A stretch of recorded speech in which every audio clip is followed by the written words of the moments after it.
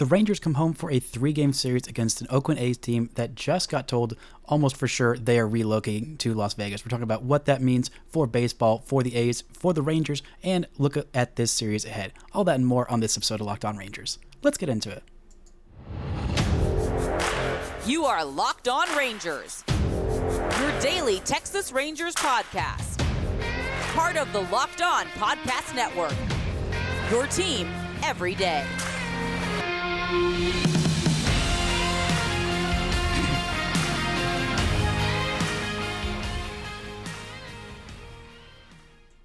You are Locked On to the Texas Rangers. I'm Bryce Patrick, a crippling addicted Texas Rangers fan since 2010, the founder and host for all 5 seasons of this Locked On Rangers podcast. Thank y'all so much for making Locked On Rangers your first listen every single day. If you're not already, you can follow me on Twitter at Bryce Patrick. You can follow the show at Locked On Rangers. Subscribe on YouTube, where we just hit 2,000, and the best way you can help grow the show is to comment nearly any single thing below. On today's show, we're getting into some disappointing news about the Oakland A's.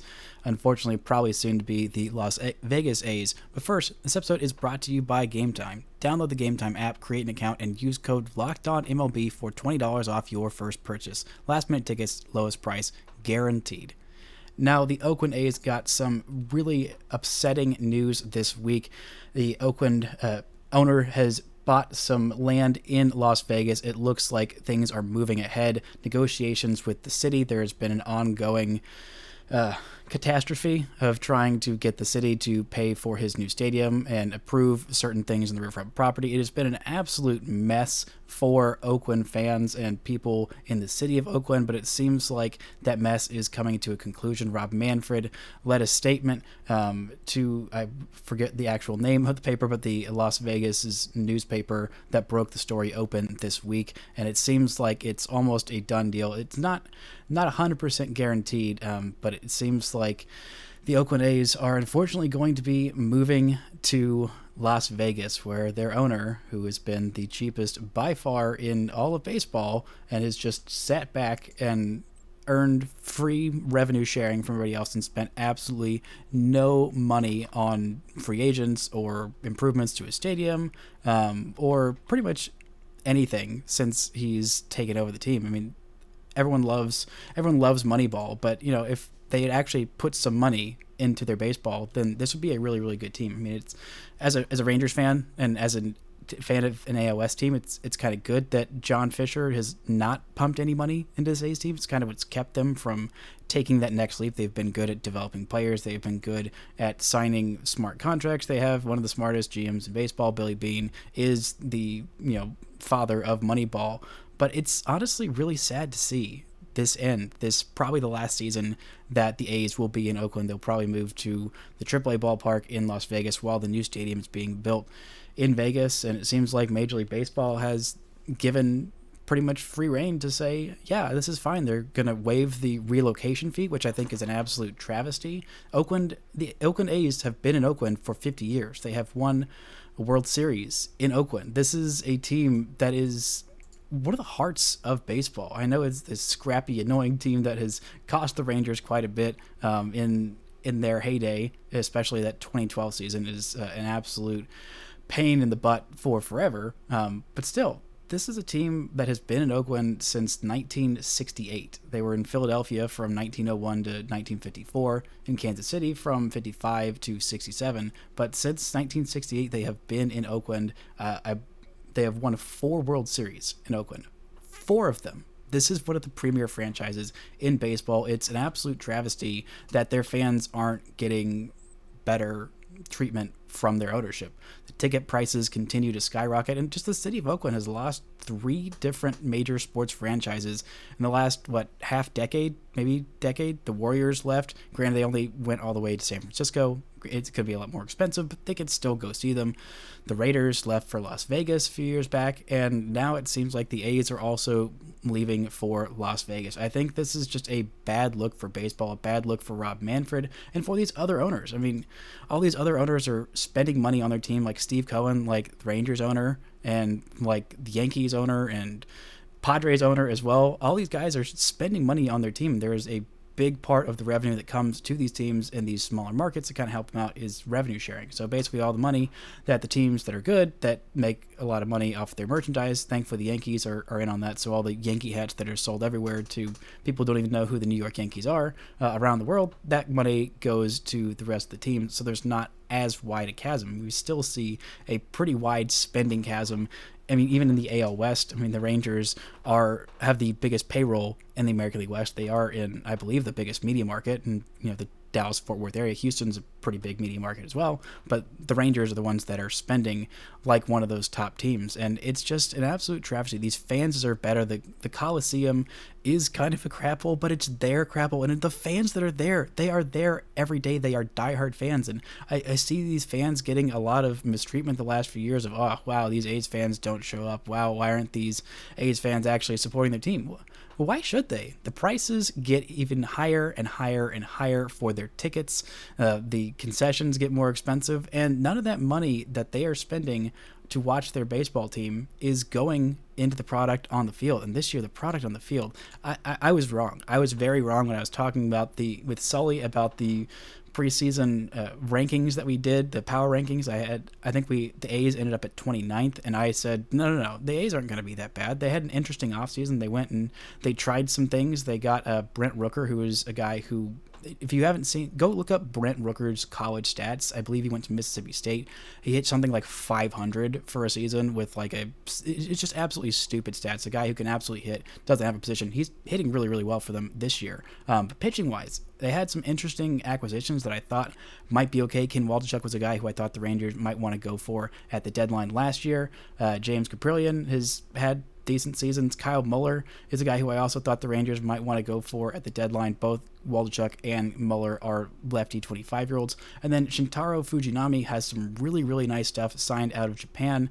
One of the bigger signings that the A's have done in years past. And he has great stuff and absolutely no idea where it's going. I don't think the Rangers are going to see him this weekend. At this point. Oh, no, they're going to see him on Saturday. They see J.P. Sears, who is, I believe, their best starter, on Friday, and then Kyle Muller on Sunday, hopefully against Jacob deGrom. We have no more updates about him. I think he's going to throw a bullpen on Friday.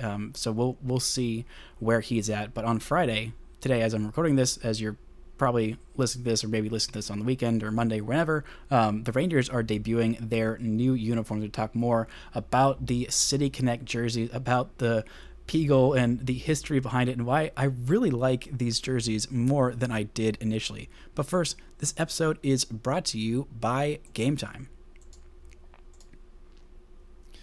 Buying tickets from your favorite events should not be very stressful. Gametime is the fast and easy way to buy tickets for all the sports, movies, music and comedy and theater near you with killer deals on last-minute tickets. You'll have the best price guaranteed. You can stop stressing over the tickets. Start getting hyped for all the fun you're going to have. If you want to go to one of these games against Oakland this weekend and you're just wanting to go last minute, you want to go see Shintaro Fujinami and see where his stuff is going, see him face off against Andrew Heaney on Saturday, or maybe see Jacob deGrom on Sunday afternoon, then you can go do that on Gametime. Snag the tickets without the stress with Gametime. Download the Gametime app, create an account, use code LOCKEDONMLB for $20 off your first purchase. Terms apply. Again, create an account, redeem code LOCKEDONMLB for $20 off. Download Gametime today. Last minute tickets, lowest price, guaranteed.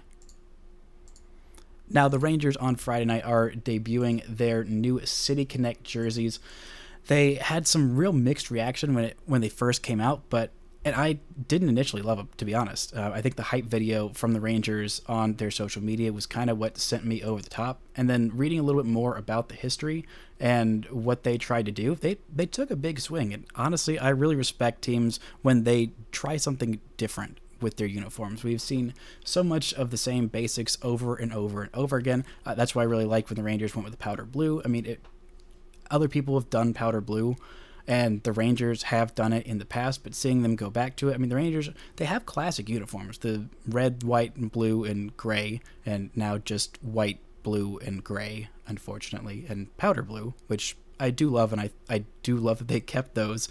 Probably would have rather had the red, but, anyway, all this to say, I think the Rangers really took a big swing with this. They were always going to have a difficult task with a City Connect jersey when you're in Arlington. There's not exactly a whole lot of history there, and what they did use the history of was just a quote from Tom Vandergriff, who was the Arlington mayor who basically helped the Rangers come to Texas when they were the Senators. He said, "Dream the big dream." That's his whole thing. They also have 4/21, April 21st, which is today, as they're debuting this. That was a vital day in the history of the Rangers and the Texas Rangers. I think that was the day when they officially moved over here. They've also got the big TX with the kind of Gothic lettering. And I think the people have the biggest problem, my initial problem at least, was the white shirt with the kind of darker pants. But you know what? You don't really ever see that in baseball. That is not something we see a whole lot. We see it sometimes in football jerseys. I know the Cowboys, it's kind of different. It's a white top and like silver pants, I know. But I don't know. I kind of like that this is different. And the thing that I love the most about this, besides them trying to tie together the entire Metroplex, to bridge the divide between the elites in Dallas and the more down-to-earth people in Fort Worth, or whatever the actual division is, as a born and bred sixth-generation Dallasite, of course, I have my reservations about Fort Worth. But you know what? The more times I go over there, the more I think, you know what? That's all right. Maybe there doesn't need to be as much shade thrown Fort Worth's way. Just save that shade all for the city of Houston. Dallas doesn't have to have two big old city rivalries. But, you know, that's the thing that I do love about the Rangers, that people in Fort Worth, people in Arlington, people around the Metroplex, it's somewhere central that they can easily go to Rangers games. There are so many of them, and it does make life easier. Granted, it would be a whole lot easier if there was public transportation, like a DART line to the Rangers stadium, but I digress. That is not something that I think I have the power to fix as much as I would like to. But anyway, the best part about these uniforms is the red numbering. It is absolutely phenomenal on every jersey that has red numbers. It is beautiful, absolutely beautiful, no matter what it is. The Dodgers, I think that's my favorite part of the Dodgers uniforms, why I think that the Dodgers might have the best uniforms in all of baseball. But those home whites with those red numbers, it just pops. It just really makes it stand out. And using all these different colors, I just think it really works for this team. And I'm glad that they took this big swing. I would rather have just the red uniforms back. I am with you. I think the majority of people that I've seen share my opinion that the red uniforms are freaking fantastic, and having those on Fridays was a delightful thing these past 2 years, and it was an absolute travesty when they ruined the red hat in 2021 with the stupid new TX taking over the entire state of Texas logo, as opposed to just the regular red tee. Sometimes there are some uniforms that you don't need to mess with, and for the most part, the Rangers kind of have that. I like having the occasional fun uniform. That's one of the things that I do like about the NBA's uniforms, is that they're constantly changing. The Mavs, I think, have some classic uniforms, but being able to go to some new, different things every once in a while is good. Like the Stars jerseys, their victory green ones and their road white ones, and even the ones that they did for the Winter Classic, are just fantastic. But being able to go to the occasional, like, I don't know, whatever different kind of variations, sometimes it's a swing and a miss. Like those all white ones, I saw a lot of hate about the Stars jerseys being all white, but I kind of like them. Just when teams do something different with the uniforms, especially a team like the Rangers that has had pretty much the same basic exact look outside of the 1 year where they tried the vest looking thing, which, you know what, every once in a while when I'm playing the show, I will put on those uniforms on the team just for funsies, just to change things up. And that is what these new uniforms are. I am a fan, but I'm also a fan of hopefully the Rangers continuing their momentum. First place in the American League West with the second best record in the American League, Texas Rangers, and the second best run differential in all of baseball last time that I checked. 112 runs scored, and 69 runs allowed. Hopefully they can finish off the sweep against this Oakland A's team. Coming up, we're going to look at this series, what the Rangers should expect, and how they can keep from getting complacent atop the American League West. But first, this episode is brought to you by Ultimate Baseball GM. Pro Baseball GM is the coolest game I have played in a long time. You know, I always thought that I could be a great Major League GM like Chris Young has been so far, but as it turns out, it's not really all that easy. If you had the same thought and you fantasize about managing your own franchise, go and download Pro Baseball GM immediately. The game allows you to manage every strategic aspect of your franchise, playing through the seasons and leading your franchise and fans to glory as you build a historic dynasty. Locked On Rangers listeners get a 100% free boost to their franchise when they use the promo Locked On in the game store. So make sure to check it out. To download the game, just visit probaseballgm.com, scan the code, or look it up in the app stores. That's probaseballgm.com, Ultimate Baseball GM. Start your dynasty today.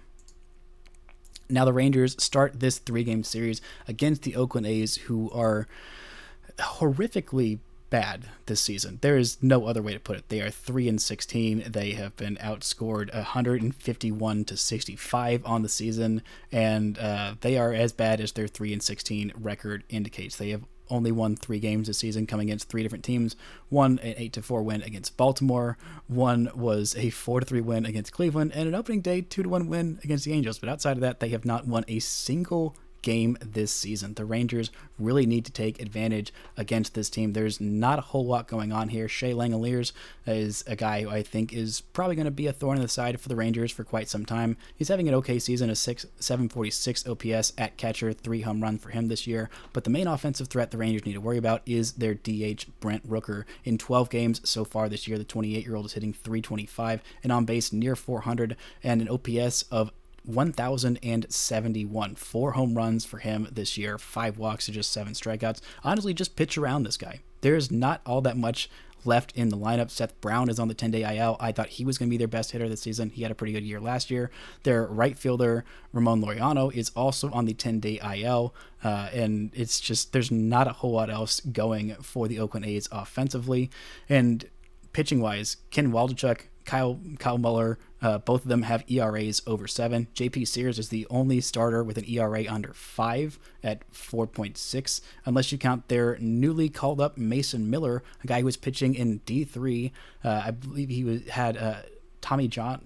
No, not Tommy John surgery. He had diabetes that he was diagnosed with, and was not able to gain weight when he was at D3 college, putting up kind of mediocre numbers. Once he was diagnosed with that, he changed his diet, put on a bunch of weight, and just started throwing absolute gas. He has very minimal time in the minor leagues, was definitely rushed, probably a bit too much, too quickly to the major leagues, but he's had one start, went 4 1/3 innings, has a 4.15 ERA, and has 10.4 strikeouts per 9 to just 2.1 walks per 9. It's pretty solid for a kid who does not have a whole lot of experience, has had Tommy John surgery in the past, so that is why, as well as being drafted, I believe, either during or right around the pandemic. So not a whole lot of minor league time for him. Just kind of cruised through the ranks. Just pretty much jumped almost straight up to AAA and dominated in AAA for a little bit and got called up to the big leagues because, well, the rest of their pitching staff is absolutely terrible. I mean, James Caprillion has an ERA over 11 in 4 outings, 3 starts this year. Shintaro Fujinami has 6.4 walks per 9 this season, 1.4 homers per 9 this season, and an ERA over 11. I mean, it's not great. They've got 3 starters with a home runs per 9 allowed of 2.9 or more. That's really not what you're wanting. And 2 of their starters also have a walks per 9 of 6.4 or more. So the Rangers really need to take advantage of this squad. They've got John Gray on the hill in the opener in these new City Connect jerseys. They have Andrew Heaney on the hill on Saturday, and we will see about if their ace can pitch on Sunday. I believe he can. Every indication has seemed that he is going to make his next start, but we won't really know until we know. The Rangers need to capitalize on this momentum. This is one of the last couple of easy series that they have before the schedule starts to turn just a little bit once the calendar turns to May. This is they have this series, and they have a series on the road against the Cincinnati Reds, who are not as bad as the A's this year, but not super great. Then they come back home for 4 games against the Yankees. They face the Diamondbacks, who at this point I believe are still the top of their division, a division with the Dodgers and the Padres. Then they have that big long road trip against the AL West, play against the Braves. Like it's going to get a lot tougher, and the Rangers don't have the biggest lead in the entire world in the division, but you've got to take advantage of these games against lesser opponents. Right now, the Astros are 9-10, tied with the Angels for second place in the American League West, which is, I believe, 3.5 games behind the Rangers, where they stand right now. The Astros are going to have some tough competition. The Angels are kind of in no man's land at this point, and Seattle is not going to be 8-11 for long. I mean, literally, they're not going to be after tonight. So they're probably not going to be bad for long because they have a really, really nasty group of pitchers, Julio Rodriguez, and quite a few hitters that are really doing some damage, including Jared Kelenic, who I am not looking forward to the Rangers facing when the Rangers go to Seattle in May. But Texas needs to keep doing what they have been doing and take advantage of these lesser opponents. They have absolutely beat up on the opponents that they should beat up on, and even some opponents that maybe they shouldn't have. They lost. The only series they've lost is they lost one on the road against the Cubs. That was, I think, the most frustrating series of the season so far. They did lose 2 out of 3 to the Orioles, but again, the Orioles are pretty good, but they did sweep the defending National League champion Phillies, and they did go to Houston and beat the reigning champs on their turf and then swept a series against the Royals. This has been as good a start to the season as you could possibly ask for. We have Marcus Semien, who's absolutely on a tear. Jonah Heim has been absolutely crushing it as of late. Even Nathaniel Lowe hasn't really turned it on quite yet this season. His OPS is below 750, which I think that it'll turn around. He's had some pretty good at-bats. He has not been able to hit the ball super hard. Not only has 2 home runs this season, is stinging the ball for extra base hits, 7 doubles, leads the team. But I think there's definitely another gear for Nathaniel Lowe that he will probably find. And if you want to some of your hitters to find an extra gear offensively, facing this Oakland A's pitching staff is very much the way to go. I mean, I'm hoping that we can see a little bit more of Ezekiel Duran kind of turn things around. Leody Taveras had a really nice series finale against Kansas City, and he was absolutely stinging the baseball. It's great for him to face off against an Oakland A's squad that has not been pitching very well at all. It's not just their starters, their bullpen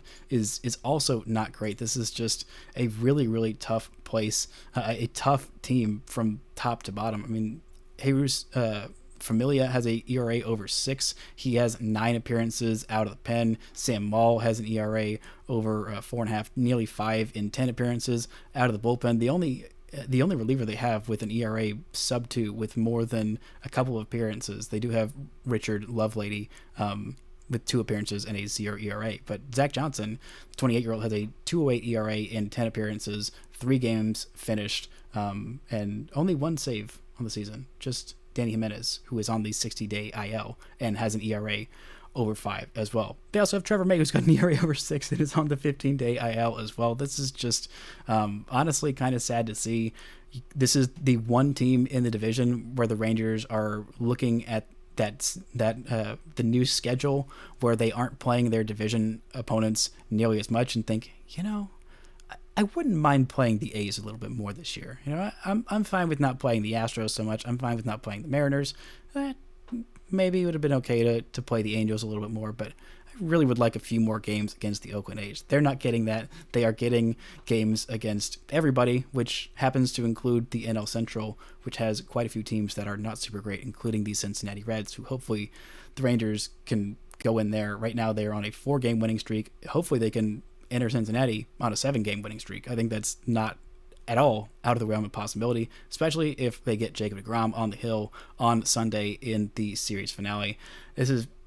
Friday is probably going to be their toughest game because it is the toughest starting pitcher that the Oakland A's have to put up against them. But again, JB Sears is fine. It's pretty good. But I think the Rangers are more than up to a task against a guy who is averaging a little over 5 innings per start and has an ERA over 4.5, and that's their best starter. That is just kind of telling you the state of the Oakland A's right now. But this Rangers team cannot afford to let off the gas, and I don't think that they're going to. I mean, Bruce Bochy has this team in a really great way. Not only are they on a 4-game winning streak, but they are winning these games by a wide margin. The closest margin of victory in this 4-game winning streak is the 4-0 win in the series opener against Kansas City. They had the 9-1 win against the Astros, and then absolute shellacking in the final 2 games of this series, scoring 12 runs in both of them, allowing 2 runs in the second and 3 runs, a whole 3 runs against the Royals in the 3rd game of that sweep. But this team